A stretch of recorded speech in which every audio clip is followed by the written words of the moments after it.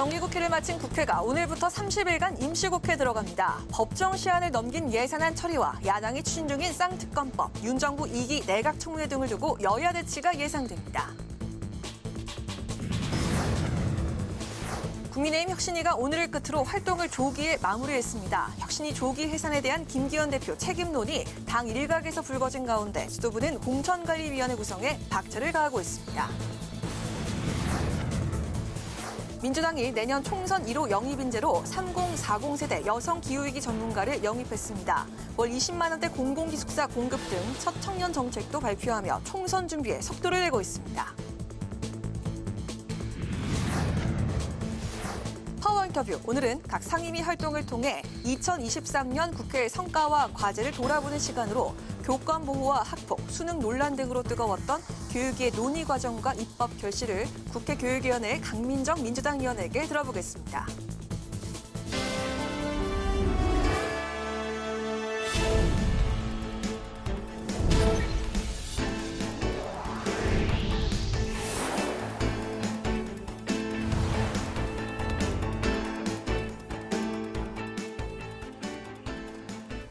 여러분 안녕하십니까? 12월 11일 월요일 국회 라이브 6 시작하겠습니다.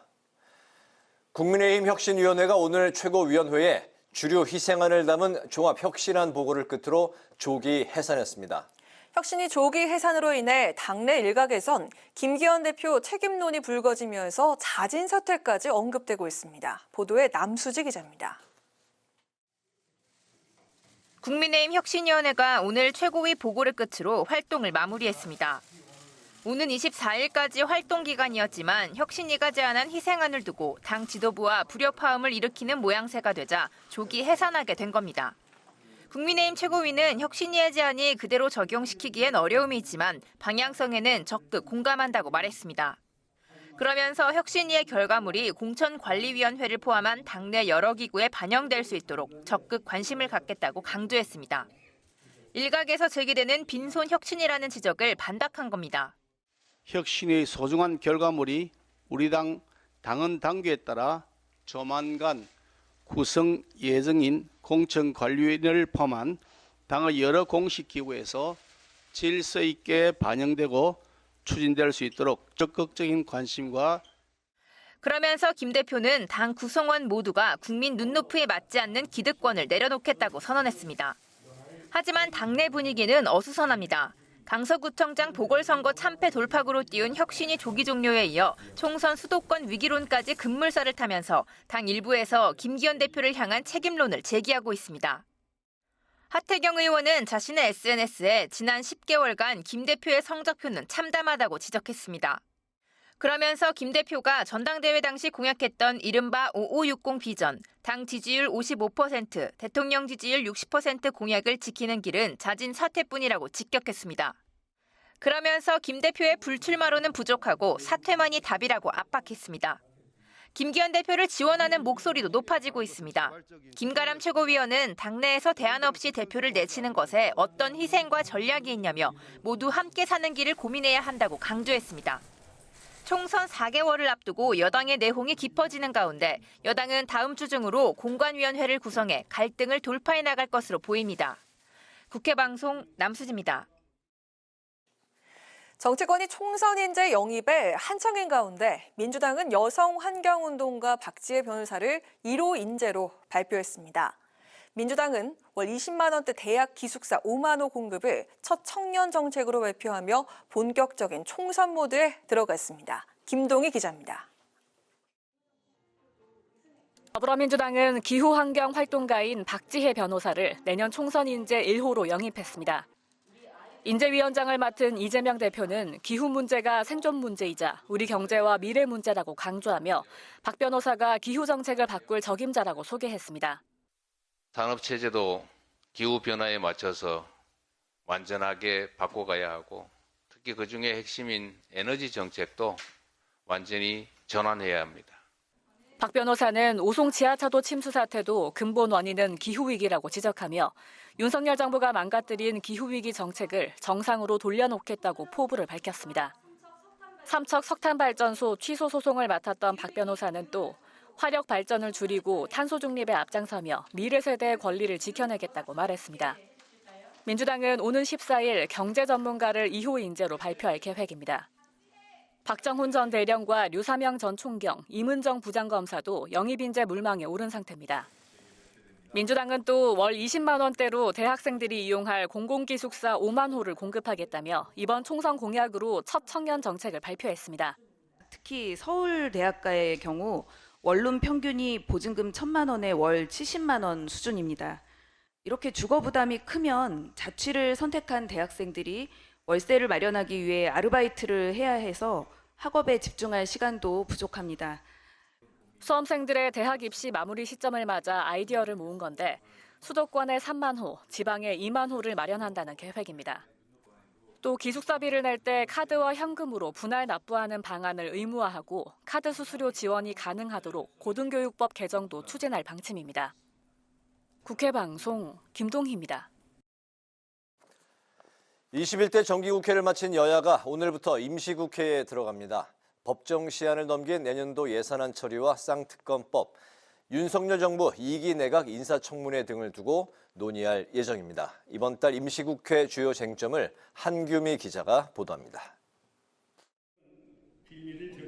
21대 정기국회가 지난 9일 마무리되면서 임시국회가 오늘부터 다음 달 9일까지 열립니다.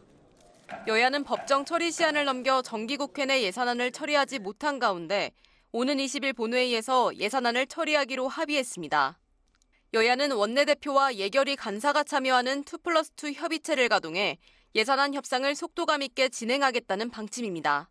하지만 여야는 예산안의 항목별 감액 증액 여부를 놓고 이견을 보이고 있습니다. 국민의힘은 재정 건전성 강화를 위해 민주당이 요구하고 있는 순증액을 받아들일 수 없다는 입장인 반면 민주당은 대통령실, 법무부 등 권력기관의 특수활동비 등을 삭감하고 지역사랑 상품권 등의 예산은 반드시 증액해야 한다고 주장하고 있습니다. 민주당이 주도하고 있는 김건희 여사 주가 조작 연루 의혹과 대장동 50억 클럽 등에 대한 쌍특검 법안, 그리고 최상병 순직 사건 등 3건의 국정조사를 두고도 여야의 대치가 이어질 것으로 보입니다. 김건희 특검은 한동훈 법무부와 이원욱 검찰이 자초한 것입니다. 의혹이 명백한 김건희 사건을 윤석열 정권 1년 동안 제대로 수사하지 않으니 시급한 현안들을 제쳐놓고 다시 논쟁을 시작할 여유가 21대 국회에 더 이상 남아있지 않습니다. 민주당은 악법 강행과 사회적 혼란 시도를 멈추고 민주당은 쌍특검과 3대 국정조사에 대해 연내 처리를 공언했던 만큼 20일 또는 28일 본회의에서 처리에 나설 계획입니다.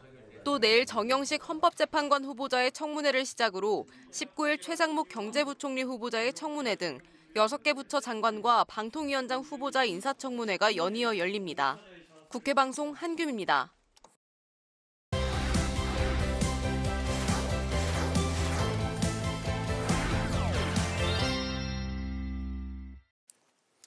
네, 오늘 이슈픽에서 여야 정치권 이슈를 좀 더 자세히 짚어보겠습니다. 김지수 아나운서 나와 있습니다. 어서 오십시오. 반갑습니다. 네, 안녕하세요. 네, 100일간의 정기국회가 이제 마무리되고 오늘부터 12월 임시국회가 시작이 됐습니다. 예산안 처리와 쌍특검 등 이런 쟁점 사안을 둘러싸고 여야가 이제 대치하면서 역시 어려움이 또 예상되고 있죠. 네, 오히려 정기국회보다 12월 임시국회가 더 어렵지 않겠냐 이런 예측도 나오는데요. 이번 12월 임시국회 오늘부터 내년 1월 9일까지 30일 동안 열리는데요. 이 중에서 본회의는 오는 20일과 28일 그리고 내년 1월 9일 이렇게 3번이 잡혀 있고요. 네. 20일에 내년도 예산안 처리 그리고 28일에 이 법안 처리가 예정이 돼 있습니다. 먼저 예산안부터 보면 이 분야별 증액과 감액에 대한 여야의 이견이 거의 좁혀지지 않고 있습니다. R&D 예산이나 특수활동비, 지역화폐 예산을 놓고 여야가 입장차가 큰 상황인데요.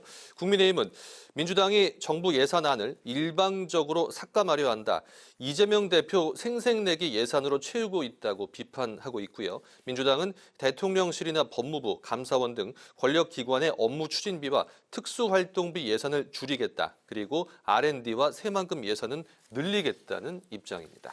네, 예산은 이제 원래 법정 시한이 이제 12월 2일 그리고 이제 정기국회 회기가 12월 9일 모두 다 이제 넘겼기 때문에 예산안 처리가 이제 급한 상황인데 하지만 이런 상황에서도 쌍특검 그리고 이제 국정조사가 맞물리면서 쉽지 않은 상황이네요. 그렇습니다. 대장동 50억 클럽 특검법과 그리고 김건희 여사 주가 조작 특검법 이렇게 일명 쌍특검으로 불리고 있는데요. 쌍특검법이 지난 4월 27일이었죠. 민주당 주도로 패스트트랙으로 지정이 됐습니다. 그리고 이제 10월 24일에 본회의에 자동 부의가 됐고요. 이제 그러면서 60일이 지나게 되는 12월 22일 이제 그때까지 본회의에 상정이 되지 않으면 이후 열리는 본회의에 자동 상정이 되기 때문에 20일 본회의가 예정돼 있고 28일 본회의가 예정돼 있기 때문에 28일 본회의에 자동 상정이 됩니다. 민주당은 이때 단독으로라도 처리하겠다는 방침이고요. 국민의힘은 이를 막을 방법이 없는 상황인데요. 이에 따라서 뭐 양곡관리법이나 간호법 제정안, 그리고 최근에 이제 방송 3법과 노란봉투법도 이제 윤석열 대통령이 거부권을 행사했는데 이처럼 거부권을 행사해서 막는 방법만이 남아있는 상태고요. 여기에 이제 민주당이 추진하고 있는 3대 국정조사죠. 최상병 순직 사건과 서울 양평 고속도로 특혜 의혹 그리고 오송 지하차도 참사 이 3건의 국정조사 계획안도 20일 또는 28일 본회의에서 처리할 계획이라 여야의 갈등은 한층 더 격화될 것으로 보입니다. 네, 여야 대치가 예상되는 그런 이제 쟁점 법안들, 사안들이 이제 산적해 있는데 윤 대통령이 개각을 단행하면서 이번 임시국회에서 청문회 전국도 또 대치 상황이 좀 이어질 것 같습니다. 네. 특히 이제 이동관 방통위원장 사퇴로 차기 지명자가 된 김홍일 후보자를 두고 벌써부터 여야 간의 신경전이 대단한 것 같아요. 그렇습니다. 이동관 위원장이 사퇴한 지 5일 만에 이제 윤 대통령이 김홍일 후보자를 지명을 했는데요. 국민의힘은 균형감을 갖췄다. 그리고 민주당은 전문성 없는 인사라고 대립을 하고 있습니다. 김홍일 후보자는 현재 국민권익위원장을 맡고 있는데요.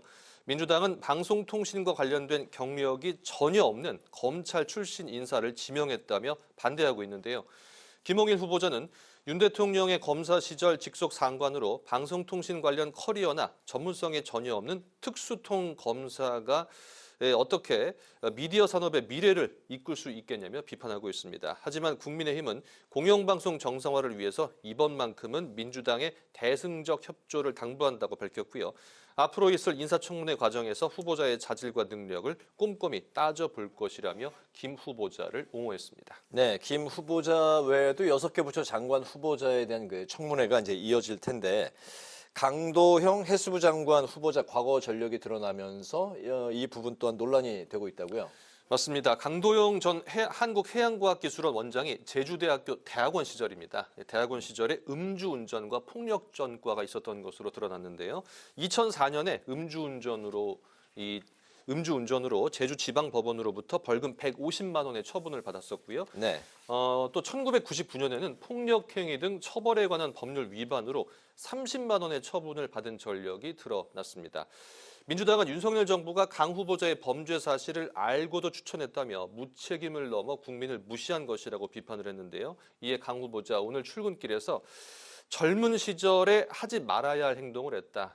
이번 청문회에서 우려를 해소할 수 있도록 노력하겠다는 입장을 밝힌 상태입니다. 네, 국민의힘 혁신위 소식으로 이제 넘어가 보면 지난주에 이제 밝혔던 대로 혁신위가 오늘 종합혁신안을 보고하고 조기 종료했죠.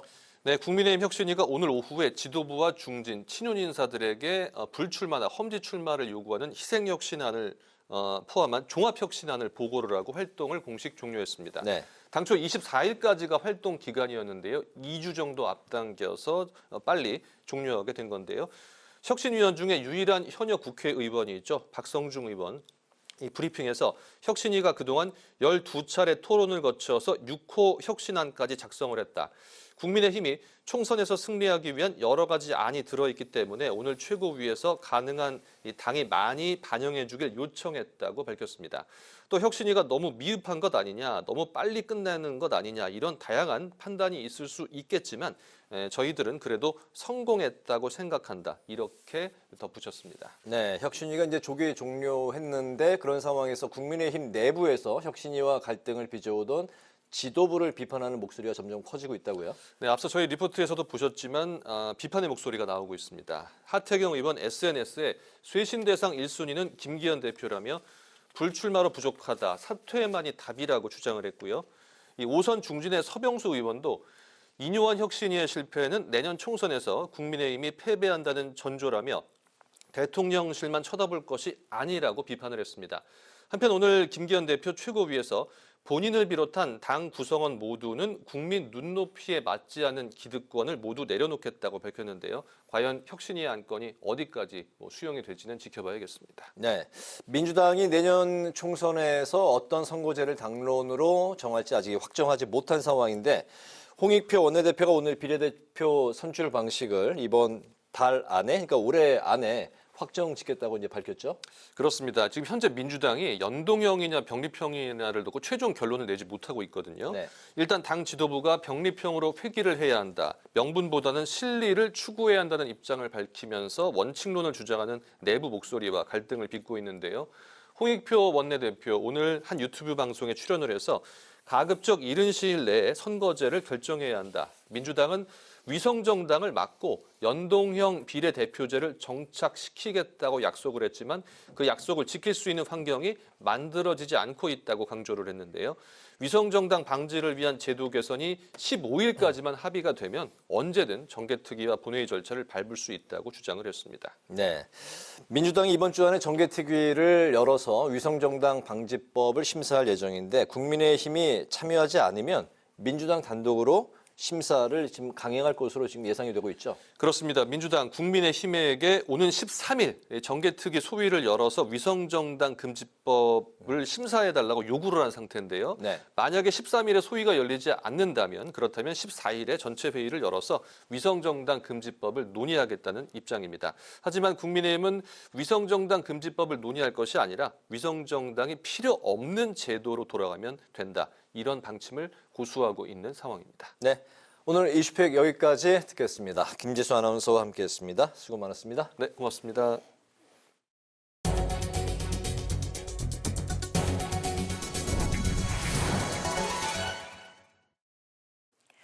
중국에서 북한으로 강제 추방당하는 탈북민들의 실태를 알리고 재발 방지 대책을 모색하기 위해 국회에서 토론회가 열렸습니다. 토론회에 참석한 탈북민들은 우리 정부가 중국 정부에 탈북민을 강제로 북송하지 말라고 강하게 요구해야 한다고 주장했습니다. 문그린 기자가 다녀왔습니다. 중국의 탈북민 강제 북송을 막기 위해 열린 국회 토론회. 많은 탈북민이 참석해 중국에서 살아가며 겪어야 하는 고통스러운 현실에 대해 토로했습니다. 탈북민 출신 국회의원인 지성호 국민의힘 의원은 많은 탈북민들이 중국에서 인권 유린을 겪고 있다고 전했습니다. 탈북민들은 자유를 찾아서 남한으로 오는 과정에 자유를 찾고 싶은데 그 과정에 또 인신매매 당해가지고 중국에서 원치 않는 결혼을 하다 보니까 그 인권이라는 것은 이제 처참한 상황에 있는 것이고요. 전문가들은 중국이 유엔 고문방지 협약에 가입했지만 전혀 지키고 있지 않다고 비판했습니다. 고문방지 협약 제3조 1항에는 고문받을 위험이 있는 나라에 개인을 추방할 수 없다고 명시돼 있지만 중국이 고문과 죽음의 위험이 도사리는 북한으로 탈북민을 계속 강제 북송하고 있다는 겁니다. 김정혜 강제 북송 진상규명 국민운동본부 대표는 북송된 후 온성보위부에 끌려가 온갖 성적 조롱을 당하고 고문을 받는 등 직접 겪은 인권유린 실태를 전했습니다. 김태훈 변호사는 더 이상의 피해를 막기 위해 우리 정부가 중국에 구금 중인 탈북민 실태를 정확히 파악해 공개적으로 강제 북송 중단을 요구해야 한다고 촉구했습니다. 지성호 의원은 정부와 국회, 국제사회가 모두 연대해야 한다고 재차 언급했습니다. 시민단체와 정부가 더 역할을 이제 함께 협업을 해가지고 중국 당국에 요구할 수 있게끔 할 것이고 국제사회에서 이제 각국들이 우리 정부를 도와서 각국들이 함께 한다는 그런 공동의 목소리를 이제 낼 수 있도록 하는 것이 또 제 역할이라고 생각합니다. 국회 방송 문그린입니다. 조희대 신임 대법원장이 재판 지연을 해결하고 공정한 재판과 인사제도를 마련하는 등 사법부 신뢰를 높이겠다는 취임 일성을 밝혔습니다. 윤재혁 국민의힘 원내대표는 조 대법원장에게 간첩 피고인들이 최근 석방된 것과 관련해 신속한 재판 진행을 당부했습니다. 홍익표 민주당 원내대표는 검찰이 아닌 사법부의 잣대로 압수수색 영장을 발부해야 한다며 조 대법원장의 역할을 기대했습니다. 국민의힘 뉴시티 프로젝트 특별위원회는 메가시티 관련 ARS 조사 결과 구리와 김포, 하남 시민의 60% 이상이 서울 통합을 원하고 있다고 밝혔습니다. 조경태 특위위원장은 지방 소멸을 막고 초저출산 위기를 극복할 대안은 메가시티밖에 없다며 찬성 비율이 높은 만큼 상임위 차원의 논의가 이뤄질 수 있도록 민주당이 응해야 한다고 말했습니다. 국민의힘 조사에 따르면 서울 편입에 찬성한 비율은 구리 67%, 김포 61%, 하남 60%로 나타났습니다. 이낙연 민주당 전 대표와 이상민 무소속 의원이 회동을 통해 민주주의와 인권을 근본으로 여기던 본래 민주당을 재건해야 한다는데 공감들을 나눴습니다. 이 의원은 기자들과 만나 이 전 대표가 훌륭한 분들을 모아 세력화하는 것이 필요하다고 말했다면서도 구체적인 신당 창당 논의는 없었다고 밝혔습니다. 이 의원은 또 이 전 대표가 소명감을 갖고 한국 정치를 바로잡는 데 역할을 하겠다고 말했다고 전했습니다. 정의당 유호정 의원과 금태섭 전 의원이 함께 창당을 선언한 새로운 선택이 남녀 병역 평등을 젠더 갈등 해결책으로 제안했습니다. 유 의원과 금 전 의원은 기자회견을 열어 병역에서부터 가사까지 성평등이라는 방향성으로 젠더 정책을 추진하겠다고 밝혔습니다. 유 의원은 병역 성평등을 위해 여성 징병제나 모병제가 논의될 수 있다고 말했고, 금 전 의원은 남성 육아휴직 전면화 등 가사 성평등을 위한 사회적 논의를 시작해야 한다고 설명했습니다.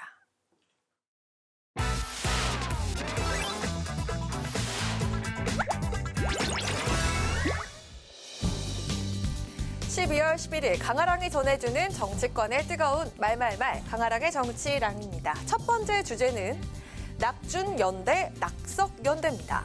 신당 창당 행보에 들어간 이낙연 전 민주당 대표와 이준석 전 국민의힘 대표가 서로 만날 뜻이 있다고 밝히면서 제3지대에서 만나는 그림이 가시화되는 분위기인데요. 정치권에선 두 전 대표의 결합 가능성을 두고 견제와 우려 등 여러 관측들이 나오고 있습니다. 민주당 내 친명계 의원들은 이낙연 신당의 영향은 별로 없을 것이라고 강조하면서 낙석연대가 될 것이라고 평가했는데요. 낙준연대라고 하나 보죠. 제가 볼 때는 낙석연대 같은데 총선 시기에 모이는 그러한 일시적인 이합 집산을 안정적인 한국 정치의 발전의 대안이라고 보기 어렵고요.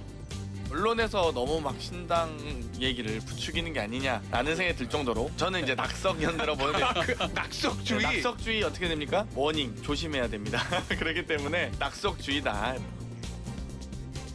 국민의힘에서도 낙준연대에 대해서 반응이 엇갈리고 있습니다. 연대 가능성이 낮다고 일축하는 의견이 나오는가 하면 두 사람의 연대 파급력은 상당히 클 것이란 분석도 나왔습니다. 낙준연대라고? 그러니까 현실화 가능성이 있다고 보세요? 크게 높지 않다고 봅니다. 그러니까 왜죠? 꺼져가는 불씨, 꺼져가는 그러니까 없어지고 있는 연기를 좀 피우려고 하는 것들 아닌가. 과연 두 사람들이 그동안 정치해왔던 거에 맞는지 한번 돌아볼 필요는 있고. 낙준연대 이렇게 되면 그 교섭단체 가져갑니다. 아주 파괴적인 타격이 올 겁니다. 이준석 전 대표는 지난 6일 이낙연 전 대표 생각을 들어보고 싶다면서 만남에 대해서 긍정적인 의사를 표현했죠. 이에 대해서 이낙연 전 대표도 이준석 전 대표를 향해 우리 정치에서 매우 드문 인재라면서 긍정적인 평가를 내놨습니다. 때문에 이준석 전 대표 손길에 이낙연 전 대표가 화답한 게 아니냐는 해석이 나오면서 낙준연대 회동 가능성에 힘이 실린 건데요. 또 이낙연 전 대표는 두 사람의 회동 가능성 질문에 대한민국을 구할 충정을 가진 사람이라면 뜻을 모을 필요가 있다면서 이준석 전 대표와도 때가 되면 만나겠다고 재차 밝혔습니다. 이준석 전 대표는 이낙연 전 대표의 결단은 조심스러울 수밖에 없다고 말했는데요. 레드불론 띄우기 용일 수도 있겠지만 그것에 국한되진 않겠죠. 저는 이낙연 총리 측에서 오히려 좀 행동이 무거우시지 않을까 이런 생각을 합니다. 당하지 않은 상황 속에서 움직임하는 건 되게 힘들다. 이걸 지켜보고 있습니다. 만남 가능성을 공식적으로 언급하면서 낙준연대 그림을 가시화하고 있는 두 사람. 과연 낙준연대는 현실화될 수 있을까요? 두 번째 주제 보겠습니다. 결리망입니다. 연말이 되면 송녀 모임 약속도 많아지고 인사 연락도 부쩍 잦아지죠. 그리고 여기 연말이 됐음을 알려주는 게 또 있습니다. 바로 매년 교수신문이 발표하는 올해 사자성어인데요. 대한민국 교수들이 꼽은 2023년에 표현하는 올해의 사자성어 바로 결리망입니다. 이로움을 보자 의로움을 잇는다라는 뜻의 사자성어인데요. 이익에 눈이 멀어 가치와 정의를 상실한 현 시대를 냉철하게 평가한 것으로 보입니다. 올해의 사자성어는 2001년 이후 교수신문에서 연말기획으로 발표하면서 생겨난 풍속도인데요. 교수들이 공모를 통해 그의 한국 사회를 관통하는 사자성어를 선정하고 한 글자 한 글자에 담긴 촌철살인의 의미를 풀어봄으로써 한 해 대한민국의 사회상을 날카롭게 평가하면서 시작이 됐습니다. 홍준표 대구시장은 올해를 대표하는 사자성어가 결리망이로 뽑힌 것에 대해서 부끄럽고 부끄럽다면서 목소리를 높였습니다. 결리망이나 후한무치가 같은 말이라면서 정치권을 향해 최소한의 부끄러움은 갖고 살아야 한다고 지적을 한 건데요. 전국 대학 교수 1,351명 중 396명의 선택을 받으면서 올해 사자성어로 선정된 결리망이. 교수들이 결리망이를 선택한 이유를 보면요. 대의적인 가치는 상실하고 이익만을 추구한 시대가 되고 있다는 의견이 많았습니다. 또 결리망이를 잇는 2위엔 남탓만 하는 기만을 반성해야 한다는 의미로 적반하장이 선정이 됐고요. 3위에는 실력 없는 사람들이 높은 자리를 차지하는 것은 잘못됐다라는 뜻으로 나무충수가 선정됐습니다. 올해의 사자성어가 우리 사회에 울리는 경종은 무엇인지, 또 정치권에 던지는 메시지는 무엇인지 진지하게 생각해봐야 할 때가 아닐까 싶습니다. 지금까지 강아랑의 정치랑이었습니다.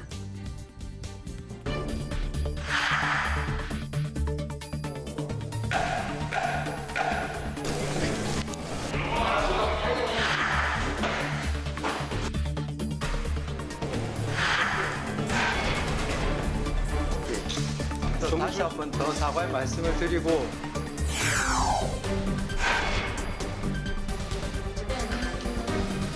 수능과 관련해서는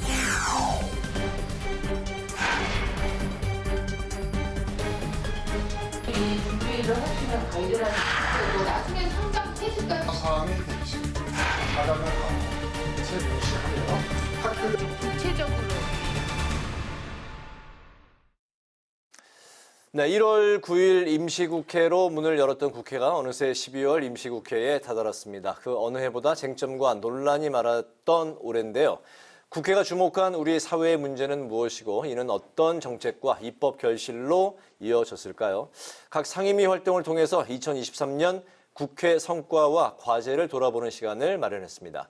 상임위로 돌아본 2023 국회, 그 첫 순서로 국회 교육위원회에 강민정 의원을 모시고 말씀을 들어보겠습니다. 의원님 반갑습니다. 네, 안녕하세요. 네. 근데 제가 그 한 2주 전에 그 출연하셨을 때 마지막 네. 인사말로 이제 이번 21대 국회 끝나기 전에 다시 한번 모셔서 또 말씀을 나누고 싶다고 했는데 약속을 그 시간이 굉장히 빨리 지키셨네요. 왔습니다. 빨리 약속을 지켜주셨습니다.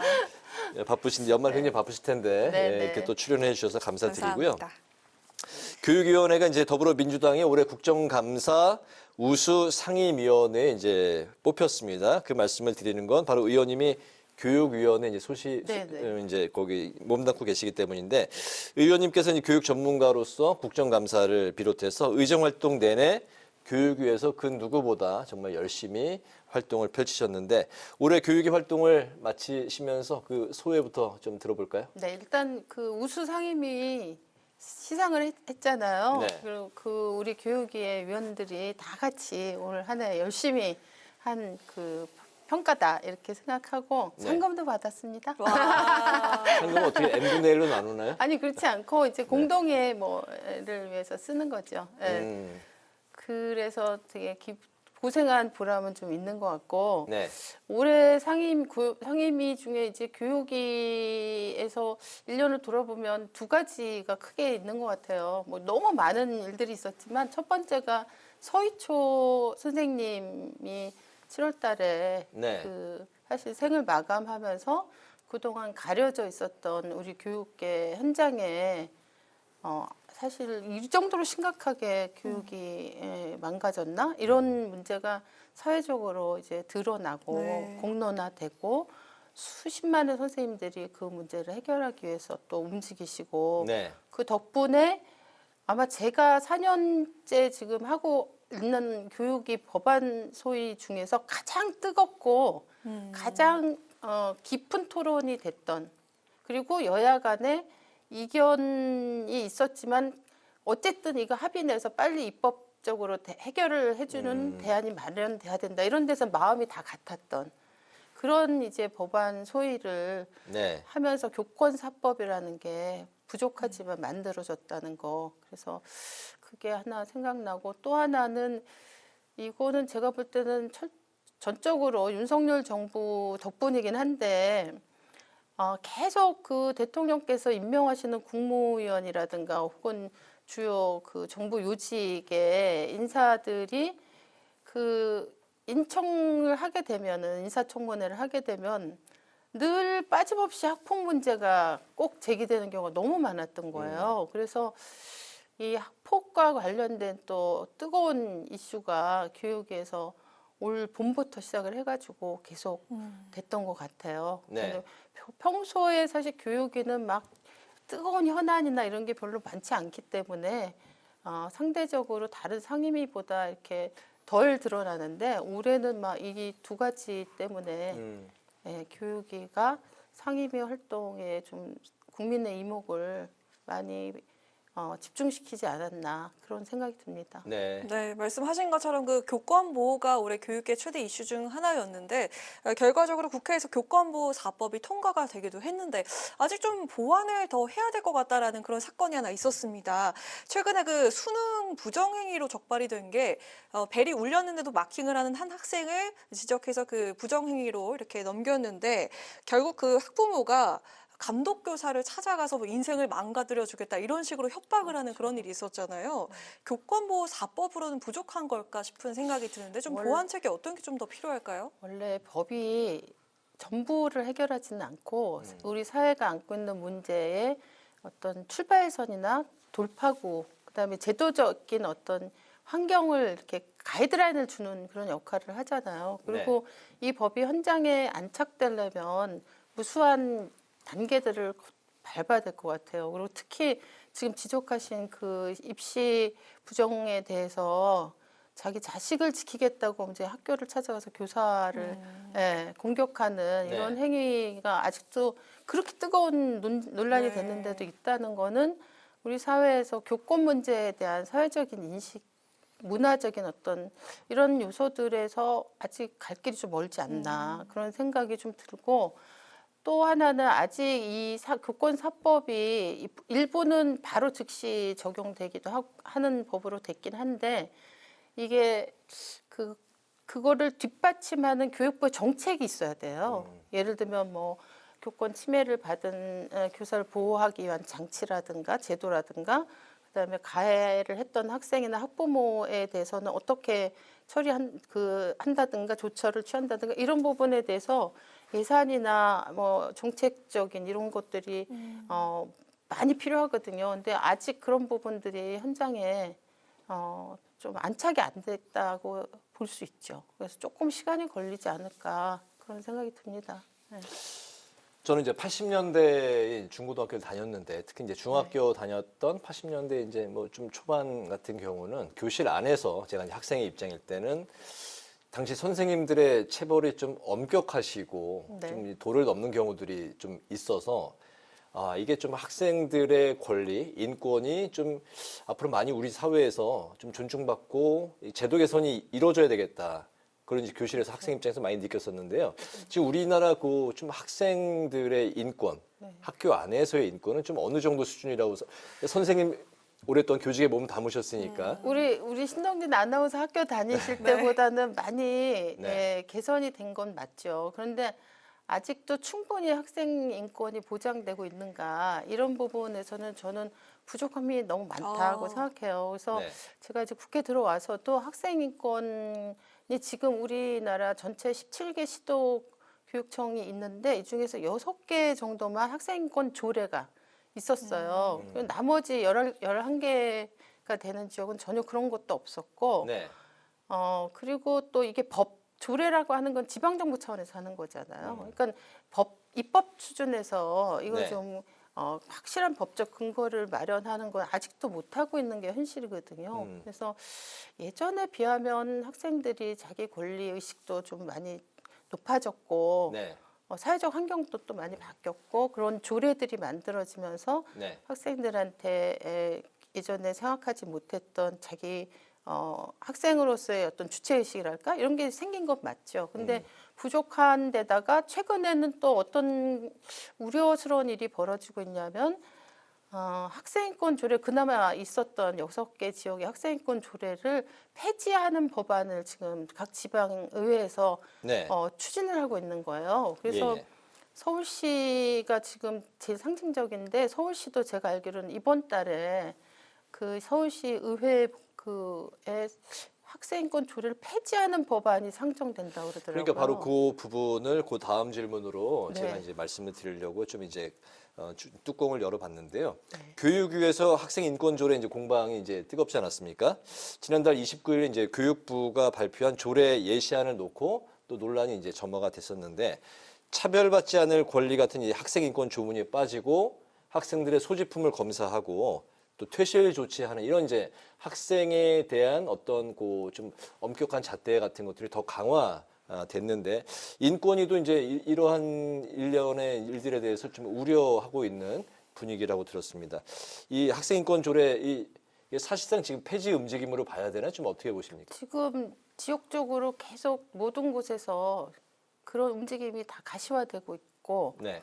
서울 같은 경우 이번 달에 그게 처리될 가능성이 되게 높아져 있어요. 왜냐하면 서울시 의회 구성이 학생인권 조례를 반대하는 여당 쪽 의원들이 압도적으로 많기 때문에 네. 이게 수적으로 일단 구조상 쉽지 않은 것 같아요. 근데 그 12월 8일인가 원래 12월 10일이 국제 인권의 날이에요. 네. 그런데 우리 국가인권위원회에서 인권상을 이제 매해 수상을 하는데 서울시 학생인권 조례가 인권상을 받은 거예요. 올해 인권상을 받은 거예요. 근데 네. 한편에서는 그 학생인권 조례가 아예 학생들의 인권을 지켜내는데 굉장히 중요한 기여를 했다고 평가를 받는데 의회에서는 전혀 반대되는 지금 이거를 후퇴시키려고 하는 움직임이 있는 거고 이것의 사실 시발점은 뭐였냐면 그 서희초 사건이 났을 때 대통령께서 이게 마치 교권과 학생 인권이 서로 충돌해서 너무 학생 인권이 지금 강조되니까 상대적으로 교권이 그거에 비례해서 그 축소되고 위축됐다 이런 식의 이제 일종의 프레임을 이제 대통령 발언을 통해서 하시면서 네. 이게 훨씬 더 가속도가 붙었죠. 그런데 네. 사실 인권이라고 하는 건 덜어내거나 뭐 더하거나 이럴 수 있는 문제가 아니고 어떻게 보면 모든 인간이 가져야 될 기본적인 그 아주 기본적인 권리를 인권이라고 우리가 얘기하는 거잖아요. 그래서 이게 이 하나의 인권이 누군가의 인권이 그 보장되는 영역이 많아지면 다른 상대하는 인권 사람들의 인권이 줄어드는 이렇게 시속 게임 같은 네. 이런 관계는 전혀 아니거든요. 그러니까 네, 네. 제가 보면은 우리 인간관계도 그렇고 학교에서도 보면 학생들 인권이 충분히 존중되면 아이들이 자연스럽게 자기가 존중받는 그런 경험을 통해서 학습이 이루어지고 선생님도 존중하고 같은 친구들도 존중하는 이런 그 관계들이 오히려 상호적인 보완적인 이런 관계들이 실제로 생겨요. 그래서 이걸 마치 대립적인 것처럼 이렇게 접근하면서 학생인권 조례나 학생인권 문제를 지금 교권이 약화된 것의 원인인 듯이 이렇게 이제 그 현안이 막 뜨겁게 현안이 된 이 기회를 이용해서 학생인권 조례를 폐지하는 이런 거는 저는 우리 교육을 위해서뿐 아니라 아이들을 위해서 저는 우리 교육 정말 너무 있을 수 없는 일이다 이렇게 생각하죠. 네네. 네, 아까 처음에 말씀하셨던 그 두 가지 중에 첫 번째가 그 교권 보호라면 또 두 번째가 학폭이라고 말씀을 하셨잖아요. 네네. 학폭, 그 정순신 후보자 아들 학폭 사건으로 이른바 그 정순신 방지법이 통과가 됐는데 아주 획기적인 조치들이 많이 포함이 된 걸로 알고 있습니다. 이 정순신 방지법 어떤 점에서 좀 의미를 짚어볼 수 있을까요? 그 정순신 그분의 아들 학폭건의 특징이 뭐냐면 아버지가 일종의 법조계의 법 전문가, 네. 뭐 법 기술자라고 얘기할 수 있는데 법 전문가인데 그 전문성을 법 기술을 부리는데 사용을 해서 실제로 그 정순신 아들이 이 학폭이 발생하고 최종적으로 처리될 때까지 10번의 소송과 행정심판과 행정소송과 가처분 소송 이런 걸 10번이나 했어요. 그래서 이게 다 진행되는 동안 아예 피해 학생은 아무런 보호를 받지 못한 상태에서 매 소송이 벌어질 때마다 고통을 당하고 오히려 직접 맞거나 괴롭힘을 당해서 받은 1차 가해보다도 더 큰 2차 가해에 노출되는 이런 상황이었거든요. 그래서 그 문제를 우리가 다루면서 기존의 학폭법을 개정한 것 중에 하나는 뭐냐면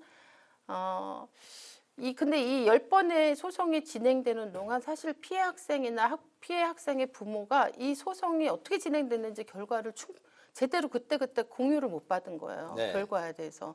그래서 반드시 이 행정심판이나 소송이 있을 때 피해 학생과 피해자 부모가 의견을 개진하도록 하는 그런 권리를 필수 절차로 둬서 상황이 어떻게 진행되고 있고 어떻게 대처해야 되는지 피해 학생이 사실은 이런 정보에서 완전히 배제돼 있는 그거를 바꾼 게 1차적으로 좀 큰 변화고 정순신 건에 의해서 발생한 사태니까 막아야 된다 이런 거고 그다음에 이제 국가 차원에서 지금 학폭 피해 학생들의 치유를 위한 이 시설이나 제도가 전혀 없었어요.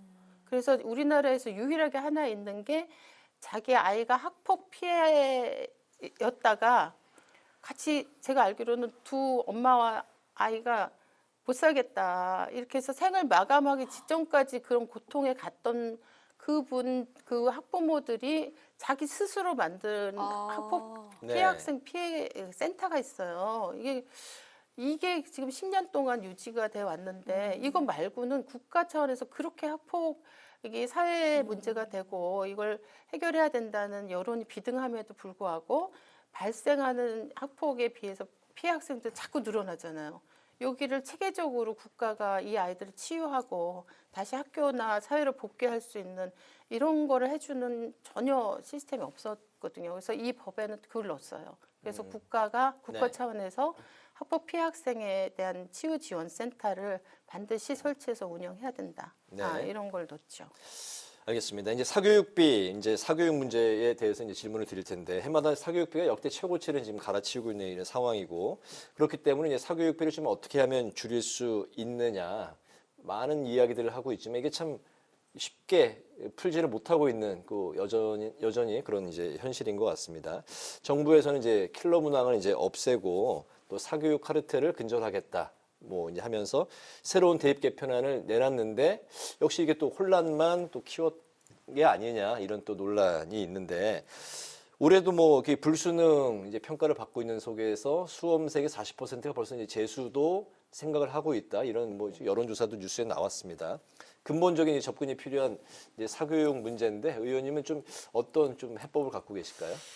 일단은 어쨌든 그 대통령께서 킬러 문항 발언하시면서 촉발된 이게 수능까지 사실 온 거거든요. 네. 그래서 이번 수능 킬러 문항 없는 수능인가 보다 이래가지고 재수생, 삼수생들이 쉬운 수능이 될 거니까 다시 한번 도전해보겠다. 반수생 너무 이번에 그래서 수능 응시생들이 많았고 그러니까 상대적으로 재학생들 고3 출신의 이제 재학생들이 피해를 많이 입은 거죠. 그러니까 이제 시험이 또 어려웠기 때문에 성적이 자기가 기대했던 만큼 못 나오니까 포기하고 내년 재수를 또 생각하는 이런 학생들이 더 많아지는 악순환이 지금 계속되고 있는데 저는 교육부가 사실은 수능 끝나자마자 이번에 킬러 문항 없었습니다 이렇게 보도자료를 냈어요. 그런데 결과적으로 전국에서 수능 만점자가 1명밖에 안 나왔고 그렇죠? 그리고 모든 전체 난이도가 높아지면서 불수능이 됐다는 거 이제는 교육부도 부정할 수가 없는 상태예요. 그러면 제가 발의해놨던 공교육 정상화법 저는 이걸 빨리 통과시켜야 된다고 봐요. 그래서 수능이 반드시 교육과정 안에서 출제되는 걸 법으로 명확하게 해놓고 매번 출제될 때마다 이게 교육과정 어느 몇 학년 수학에서 몇 학년 뭐 영어에서 이게 그 출제 근거 있잖아요. 이런 것들이 수험생들한테 공개되고 이렇게 되면 이제 이런 식의 막 대혼란이라고 하는 것들은 훨씬 더 저는 줄일 수 있을 거라는 생각이 들거든요. 근데 네. 이렇게 되니까 사실 불순이 되니까 아이들이 학원 사교육으로 의존하는 게 더 막기는커녕 오히려 더 강화시키는 결과를 사실상 대통령님의 의도와 전혀 반대되게 가게 된 거죠. 네. 요즘 그 정말 N수생이 점점 더 많아지는 것 같은데 그 네. 재수학원 앞이 문전성시라고 합니다. 이게 그 의대 쏠림 현상과 또 전혀 연관이 없진 않을 것 같은데 정원 또 확대도 됐잖아요. 네. 의대 이 블랙홀 현상 교육에서는 좀 앞으로 어떻게 풀어가면 좋을까요? 저는 이제 의대 정원 반드시 증원해야 된다고 생각합니다. 그래서 우리나라가 뭐 지금 뭐 의사협회에서는 지금 거의 파업을 불사하는 그런 아주 치열한 이런 오늘부터 상황이 그 찬반 됐는데, 투표한다고 하죠. 네, 오늘 한다 그러더라고요. 근데 지금 의대를 가기 위해서 초등학교 단계부터 의대반이 있어요. 사교육 시장에는 너무 뚫기 어려우니까 이제 막 점점 연령대가 내려가고 이런 상황을 저는 이제 근본적으로 해결하려면 의대 정원을 확 늘려서 이게 아이들의 입시 문제에서도 필요하지만 사실 국민들의 의료 복지 차원에서도 정말 필요하잖아요. 지금 소아과 없어지고 이게 이 수익성이 낮아지는 이런 그 전공과들은 의사가 없어서 환자가 치료를 제대로 못 받는 게 현실이고 우리나라 같은 이런 뭐 세계 10위 뭐 이렇게 경제 수준을 자랑하는 나라에서는 정말 창피한 일이거든요. 그래서 의대 증원 반드시 정원을 늘려야 되고 그거는 이제 교육부 소관 사항이에요. 그러니까 대학 정원 문제는. 그래서 그런데 문제는 뭐냐면 의대 정원을 늘릴 때 그냥 숫자를 늘리는 게 아니고 공공성을 갖는 그런 공공의료인을 배출할 수 있는 이게 이제 국가에서 저는 고민을 해야 되지 않을까. 그렇지 않으면 증원된 의대 졸업생들이 다 또 돈 잘 벌리는 성형외과 무슨 과로 다 가면 이건 사실은 근본적인 문제를 해결하기는 어렵게 만드는 거잖아요. 그래서 국가는 그런 중심과 원칙을 가지고 이 의대 정원 문제에 대책을 마련해야 된다 이렇게 생각합니다. 네, 교육위에서 이제 초당적인 협력 사례가 나왔습니다. 요즘처럼 이제 대치 전국에서 쉽지 않은 이제 그런 사례인데 교육위에서 이제 합의 처리된 게 취업 후 학자금 상환 특별법 바로 이게 이제 본회의를 이제 통과했는데 이게 교육에서 이제 어떻게 조율이 잘 됐고 그리고 어떤 내용을 담고 있는지 좀 들어볼까요? 네, 사실 여기까지 오기 되게 어려웠어요. 그런데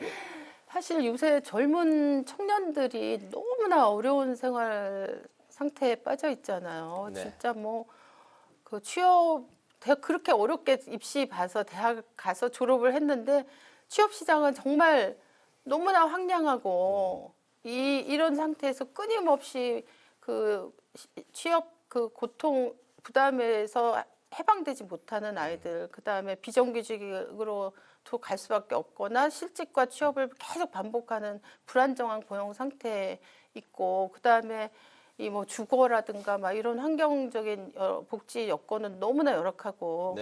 그래서 제가 어떤 그 신문에서 보니까 진짜 하루에 두 끼 먹기도 힘든 청년들이 너무 많다. 대학생들이 이런 게 이제 청년들 현실인 것 같아요. 그런데 저는 이 취업부 학자금 그 대출은 대학교 다닐 때 공부를 하기 위해서 필요한 학자금과 생활비를 장학재단 국가 장학재단을 운영하니까 장학재단에서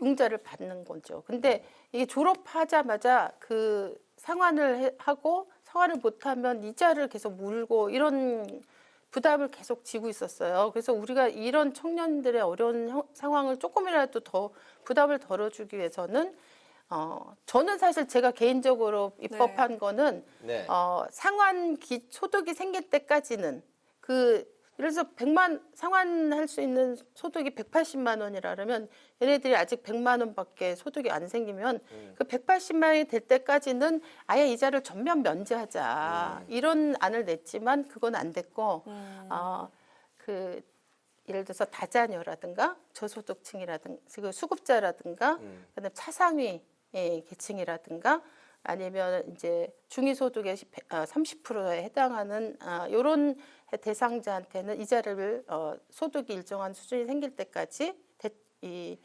상환 소득 기준 소득이 있거든요. 생길 때가 이자를 면제해 준다. 그래서 그 약간 저는 아쉽지만 부분적이지만 어쨌든 혜택을 받게 했고 그다음에 이제 실직했다든가 아니면은 아기를 출산을 했다든가 아니면 재난 특별 재난 지금 이런 게 많이 발생하니까 특별 재난 지역에 속한다든가 아니면 큰 재해가 벌어졌을 경우에 여기에 속한 청년들 같은 경우는 이자를 면제해 주자.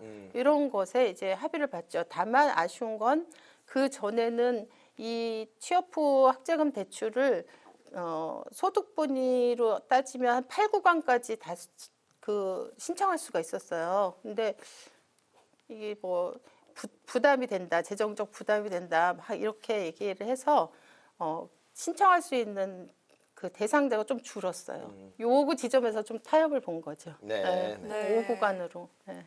매 출연마다 저희에게 그 마음의 울림을 선사하시는 것 같은데 지난번에도 총선 불출마 선언을 하시면서 마지막 임무가 교사의 정치 기본권 보장이다 이렇게 이야기를 하셨습니다. 지난번에 그 시간이 좀 부족해서 충분히 다 이야기를 못 하셨는데 못다 하신 말씀 오늘 좀 들어볼까 하거든요. 이것만은 내가 마지막까지 추진하고 가겠다 하시는 거 말씀해 주시죠. 국민께서 교사가 정치적 권리가 전혀 없다는 걸 모르셔요. 잘. 저희 그 교사들은 예를 들면 그 후원금을 못 내요. 정치인에게. 뭐 그런 네. 원래 사실은 교육의 정치적 중립은 교육을 정권이 자기의 수단으로 삼지 말라는 의미에서 보장해 주라는 거였거든요. 그런데 이게 이제 박정희 정권 이후에 그걸 완전히 반대로 왜곡 해석을 해서 일체의 정치적 행위를 못하게 했죠. 그래서 후원금도 못 내고 그다음에 지금 우리 이 법에 의하면 16살이면 정당에 가입을 해요. 근데 16살이면 고등학생이거든요. 근데 내가 가르치는 제자는 정당에 가입해서 정당 활동을 하고 있는데 선생님은 정당에 가입할 수 없는 거예요. 그래서 내가 정당에 해본 적도 없고 경험도 안 해본 선생님이 정당 정치와 민주주의 막 이런 거를 정당을 활동하고 있는 제자한테 가르치는 이런 아주 정말 우픈 코미디 같은 일이 지금 벌어지고 있는 거죠. 그다음에 이제 교육 다른 건 몰라도 국민 경선단 있잖아요. 정당에서 후보를 뽑을 때 그러면 당원 말고 일반 국민 중에 경선단 모집해가지고 투표를 해서 뭐 5대5로 한다든가 7대3으로 한다든가 이런 게 있잖아요. 정치 세계 있잖아요.